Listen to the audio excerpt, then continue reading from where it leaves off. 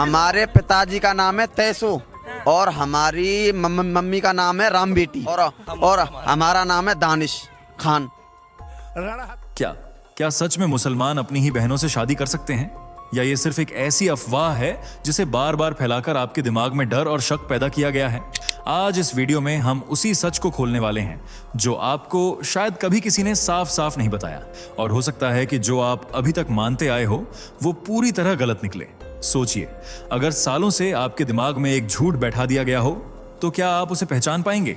जरा एक पल के लिए इमेजिन करो, एक ऐसा समाज जहां शादी सिर्फ एक रिश्ता नहीं बल्कि एक जिम्मेदारी, एक नियम और एक सिस्टम है, जहां हर रिश्ते की एक लिमिट तय है। लेकिन सवाल यह है कि वो लिमिट कहां तक है और कहां से शुरू होती है। यही नहीं, इस वीडियो में हम आपको बताएंगे कि इस्लाम में कौन कौन से रिश्तों में शादी करना पूरी तरह हराम है और किन रिश्तों में निकाह की इजाजत दी गई है। और यकीन मानिए, ये जानकारी अगर आपने मिस कर दी तो आप हमेशा आधी अधूरी सच्चाई के साथ जीते रहेंगे। और सबसे बड़ी बात, निकाह आखिर इस्लाम में इतना जरूरी क्यों माना गया है? क्या यह सिर्फ एक परंपरा है या इसके पीछे कोई गहरी सोच और सिस्टम छुपा है? तो अगर आप सच जानना चाहते हैं, अफवाह और हकीकत के बीच का फर्क समझना चाहते हैं, तो इस वीडियो को अंत तक जरूर देखें, क्योंकि आगे जो खुलासा होने वाला है वो आपके सोचने का नजरिया बदल सकता है। क्या सच में मुसलमान अपनी बहनों से शादी कर सकते हैं? वे कौन से रिश्ते हैं जिनमें निकाह करना जायज है? निकाह को इस्लाम में जरूरी क्यों माना गया है? निकाह किस तरह होता है और इसके लिए क्या क्या नियम हैं? अगर आप भी इन सवालों के जवाब जानना चाहते हैं तो वीडियो के अंत तक बने रहें। दोस्तों, इस्लाम जो दुनिया का दूसरा सबसे बड़ा धर्म है और इसे मानने वाले लोगों की संख्या आज अरबों में पहुंच गई है। इस्लाम वर्तमान में दुनिया का सबसे तेजी से बढ़ने वाला प्रमुख धार्मिक समूह है। प्यू रिसर्च सेंटर के अध्ययनों के अनुसार 2010 से 2020 के बीच मुस्लिम आबादी में 34.7 करोड़ की वृद्धि हुई, जो कि बाकी सभी गैर मुस्लिम धर्मों से कहीं गुना ज्यादा है। लेकिन क्या आपने कभी सोचा है कि सिर्फ 1400 साल पहले शुरू हुआ यह धर्म दुनिया का दूसरा सबसे बड़ा धर्म कैसे बना? तो बता दें, इस्लाम के उदय के समय अरब व्यापारी दुनिया के कोने कोने में जाते थे। सिल्क रोड और समुद्री रास्तों के जरिए वे भारत, इंडोनेशिया और दक्षिण पूर्व एशिया पहुंचे। उन्होंने न केवल सामान बेचा बल्कि अपने ईमानदार व्यवहार और लाइफस्टाइल से लोगों को प्रभावित भी किया। आज दुनिया की सबसे बड़ी मुस्लिम आबादी वाला देश इंडोनेशिया किसी युद्ध से नहीं बल्कि व्यापारियों के जरिए ही इस्लाम से जुड़ा है। 7वीं और 8वीं शताब्दी में दुनिया के कई हिस्सों में जातिवाद और ऊंच नीच का बोलबाला था। इस्लाम ने एक खुदा और सभी इंसान बराबर का संदेश दिया। एक ही लाइन में राजा और फकीर के खड़े होने की अवधारणा ने दबे कुचले वर्गों को बहुत आकर्षित किया। इसके अलावा पैगंबर मोहम्मद साहब के बाद खिलाफत राशिदा और फिर उमैयद और अब्बासी खिलाफत के दौरान इस्लाम का राजनीतिक विस्तार बहुत तेज हुआ। महज 100 साल के अंदर इस्लाम अरब से निकलकर यूरोप से लेकर मध्य एशिया तक फैल गया। वहीं भारत जैसे देशों में इस्लाम के प्रसार में सूफी संतों जैसे ख्वाजा गरीब नवाज का बड़ा हाथ था। उनकी दरिया दिली, संगीत, प्रेम और मानवता की सेवा ने स्थानीय लोगों के दिलों में जगह बनाई, जिससे बड़ी संख्या में लोग इस धर्म की ओर आकर्षित हुए। इसके अलावा आधुनिक युग में इस्लाम के बढ़ने का सबसे बड़ा कारण हाई फर्टिलिटी रेट और युवा आबादी है। मुस्लिम परिवारों में औसत बच्चों की संख्या बाकी समुदायों से ज्यादा रही है, जिससे प्राकृतिक रूप से यह आबादी तेजी से बढ़ी है। वहीं रिपोर्ट्स दावा करती हैं कि इस्लाम अपनाने वाले लोग इसे छोड़ते बहुत कम हैं। आज इस्लाम दुनिया की आबादी का लगभग 25% हिस्सा है और अनुमान है कि 2050 से 2070 तक यह ईसाई धर्म को पीछे छोड़कर दुनिया का सबसे बड़ा धर्म बन सकता है, जो मुख्य रूप से एकेश्वरवाद यानी एक खुदा को मानना और मानवता की सेवा की शिक्षा देता है। किसी भी मुसलमान के लिए 5 नियमों का पालन करना अनिवार्य माना जाता है, जिनमें पहला कलमा, दूसरी नमाज, तीसरा ज़कात, चौथा रोजा और 5वां हज है। साथ ही इस्लाम में शादी को लेकर भी अलग अलग तरह के नियम बनाए गए हैं। जहां हिंदू धर्म में विवाह को एक अटूट आत्मिक बंधन माना जाता है और पति और पत्नी 7 जन्मों तक एक दूसरे के हो जाते हैं, तो वहीं इस्लाम में यह एक सिविल कॉन्ट्रैक्ट की तरह है। इसमें 7 जन्मों तक का कोई कॉन्सेप्ट नहीं है। साथ ही ये लोग अपने परिवार में किस किस से शादी कर सकते हैं, यह भी हदीसों में बताया गया है। लेकिन वह क्या है, इसे जानने से पहले फटाफट से वीडियो को लाइक, शेयर करके हमारे चैनल को सब्सक्राइब कर लीजिए। दोस्तों, इस्लाम में शादी को केवल एक सामाजिक परंपरा नहीं बल्कि एक इबादत और धार्मिक कर्तव्य माना जाता है। अल्लाह और पैगंबर मोहम्मद ने इसके महत्व को बहुत विस्तार से समझाया है। जैसे कुरान में निकाह को इंसान की फितरत और सुकून का जरिया बताया गया है। साथ ही पति और पत्नी को एक दूसरे का लिबास कहा गया है, जो एक दूसरे की कमियों को छिपाते हैं और गुनाहों से बचाते हैं। इसके अलावा पैगंबर मोहम्मद ने निकाह को अपनी सुन्नत बताया है और इसे टालने से मना किया है। एक मशहूर हदीस में कहा गया है कि जब कोई इंसान निकाह करता है तो उसने अपना आधा ईमान मुकम्मल कर लिया, अब उसे बाकी आधे के लिए अल्लाह से डरना चाहिए। मुसलमानों में निकाह इसलिए भी जरूरी है ताकि वे मुस्लिम आबादी को सही और हलाल तरीके से आगे बढ़ा सकें। साथ ही समाज में बेपर्दगी, व्यभिचार और अनैतिकता को रोकने के लिए निकाह को एक ढाल माना गया है। ये इंसान को जिम्मेदार बनाता है। पत्नी और बच्चों के लिए कमाना और उनकी परवरिश करना इस्लाम में दान के बराबर पुण्य का काम है, इसलिए इसे इस्लाम में अनिवार्य माना गया है। आसान शब्दों में कहें तो निकाह करना इस्लाम में एक इबादत की तरह है और हर मुसलमान को इसे पूरा करने के लिए कहा गया है। इस्लामी कानून के मुताबिक निकाह के लिए दूल्हा और दुल्हन के अलावा काजी और कम से कम 2 बालिग और समझदार गवाहों का होना जरूरी है, जो जज और सबूत की तरह होते हैं।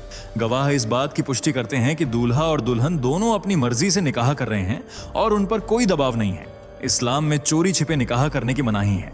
गवाह समाज के रिप्रेजेंटेटिव होते हैं जो इस बात की गवाही देते हैं कि यह रिश्ता हलाल और जायज तरीके से जुड़ा है। भविष्य में अगर निकाह की शर्तों को लेकर कोई विवाद होता है तो ये गवाह सच्चा बयान करने के लिए जिम्मेदार होते हैं। वहीं कहाजी को इसलिए बुलाया जाता है ताकि वह देख सके कि निकाह की सभी शर्तें पूरी हो रही हैं या नहीं।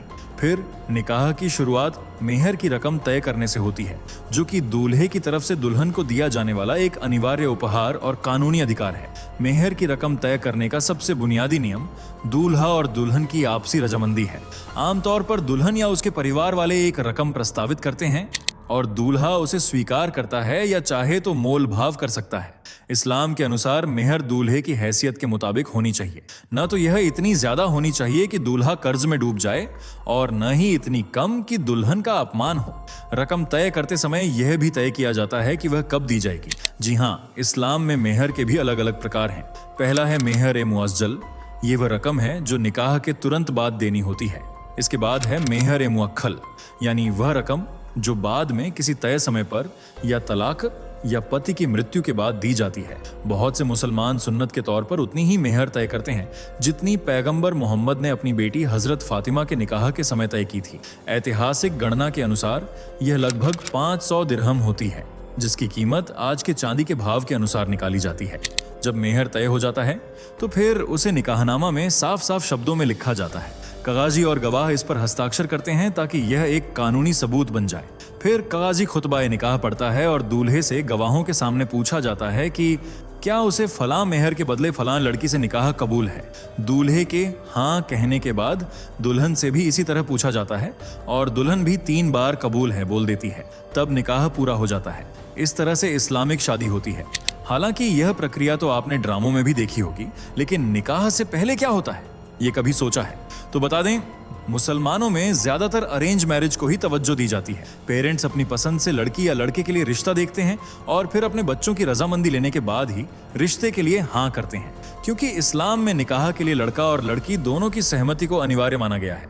जबरदस्ती किया गया कोई भी निकाह इस्लाम में अमान्य या अवैध माना जाता है। पैगंबर मोहम्मद साहब ने कहा है कि निकाह से पहले लड़की और लड़के की मर्जी जरूर पूछनी चाहिए कि वे इस रिश्ते से खुश हैं या नहीं। इस्लाम केवल पूछने तक सीमित नहीं है, बल्कि यह लड़के और लड़की को एक दूसरे को देखने की भी अनुमति देता है।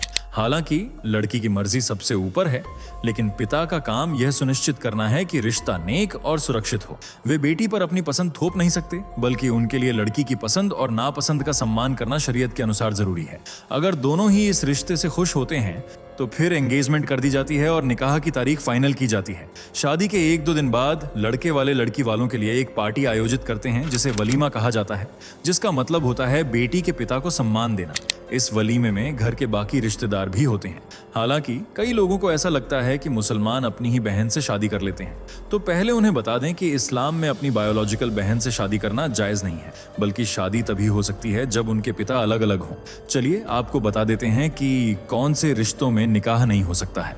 कुरान और हदीस के मुताबिक कुछ रिश्तों में शादी को हराम बताया गया है। किसी भी इंसान के लिए उसके खून के रिश्तों जैसे सगी माँ, सगी बहन, सौतेली बहन, अपनी बेटी, पोती, नवासी पिता की बहन, माँ की बहन, बहन की बेटी और बेटे की पत्नी से शादी करना गलत बताया गया है।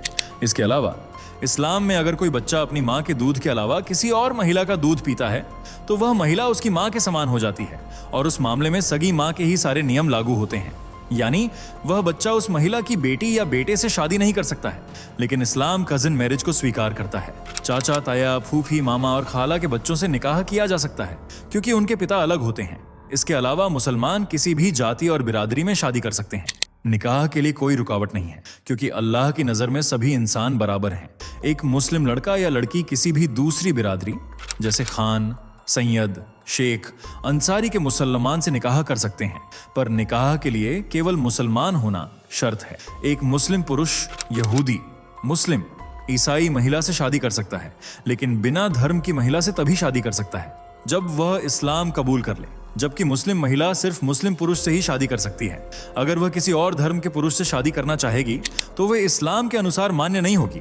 हालांकि अगर वह पुरुष इस्लाम कबूल कर लेता है तो शादी हो सकती है। बता दें, दो बहनें एक ही पुरुष के साथ शादी के बंधन में नहीं बन सकती हैं। यह तभी मुमकिन हो सकता है जब एक बहन का देहांत हो जाए या फिर उसका अपने पति से डाइवोर्स हो जाए। इसके बाद दूसरी बहन अपने जीजा से शादी कर सकती है। इतना ही नहीं, इस्लाम में जबरन निकाह की इजाजत नहीं है।